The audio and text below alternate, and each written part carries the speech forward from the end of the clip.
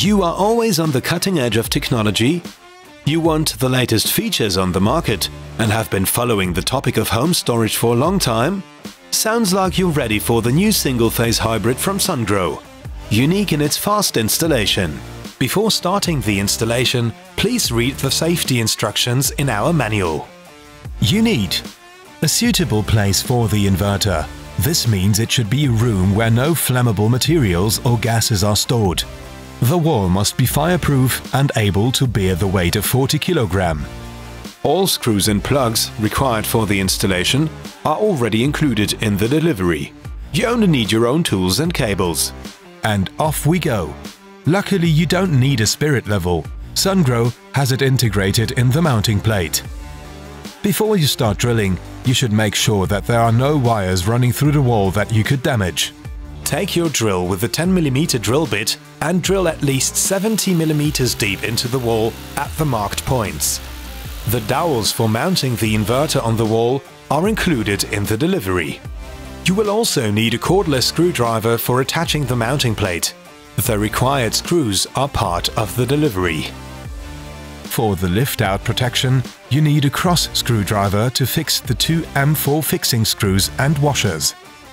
Before the inverter can be connected, the AC home circuit breaker must be disconnected, the cables must be de-energized and in perfect condition.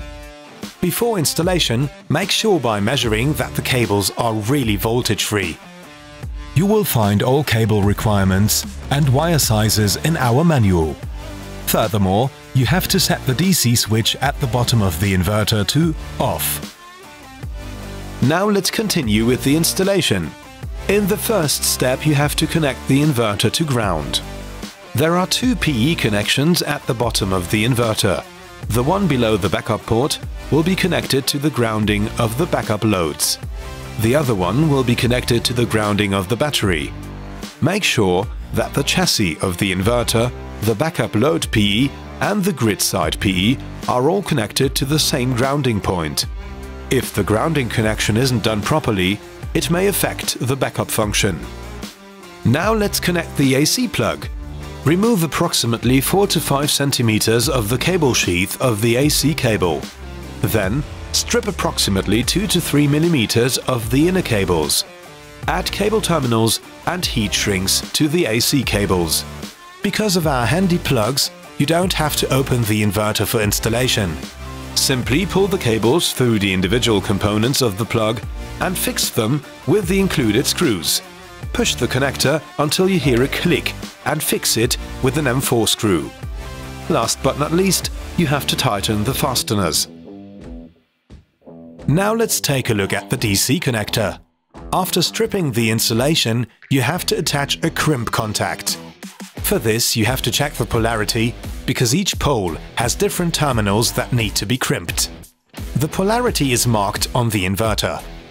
Then push the cable into the insulating sleeve until it snaps into place. Screw it, and that's it. Check again that the polarity corresponds to the imprint. The finished plugs only fit to the appropriate connections. In the next step, we will install the backup plug.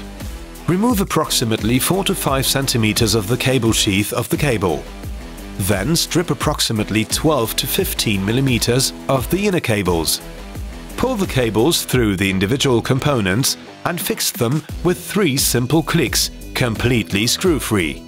Make sure that all cables are fixed to the respective terminals.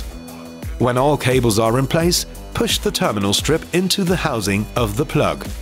When you hear a click, the terminal strip is properly engaged. Last but not least, you have to tighten the fasteners. Connect it to the inverter and fix it with an M4 screw. That's it, quick and easy.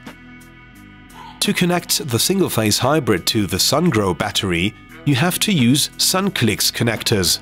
Pay attention to the correct polarity, it is marked on the inverter. First, insert the cable until resistance is felt.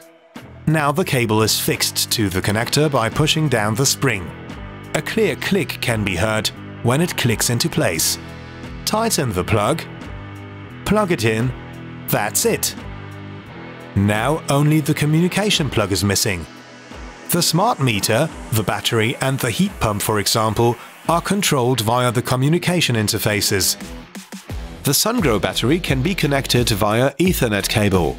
Simply pull the cable through the connector and plug it into the lower of the two Ethernet plugs. Plug the cable on the other side to the Sungrow battery communication connector. That's it, done. You can also connect the battery via the communication port. Remove approximately 4 to 5 centimeters of the cable sheath of the communication cables. Then strip approximately 5 to 7 millimeters of the inner cables. If necessary, you may have to fit the cables with end sleeves before you push them into the plug. The Sungrow battery is connected to the CAN interface. You may find a detailed installation video for our battery on our YouTube channel. The BYD battery is connected to the same ports. If you want to add a heat pump to the system, you also have to connect it via the communication port. Connect the cable to the interfaces COM and O. In the next step, let's have a look at the smart energy meter. RS485A has to be connected to port A2 and RS485B to port B2. Plug everything together and fix it with an M4 screw.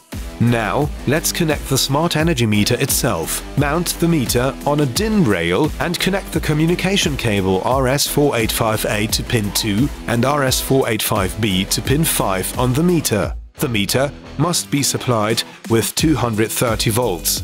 Connect the line cable to pin 3 and the neutral cable to pin 6.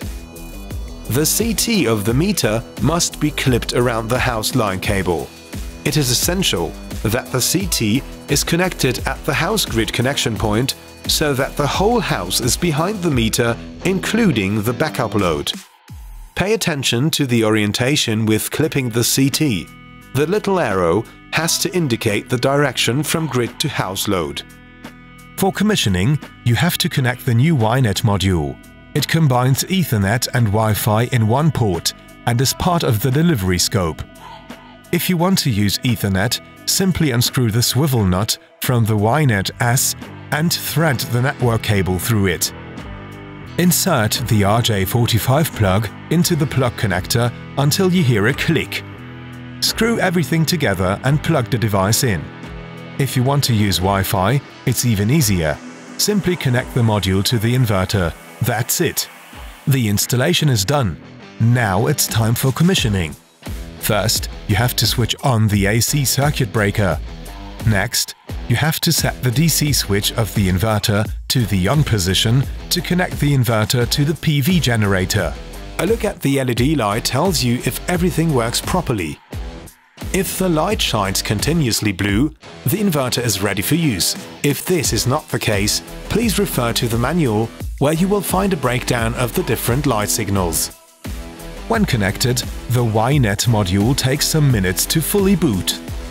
To finalize the setup, you need to download the iSolar Cloud app. You may find a detailed commissioning video on our YouTube channel.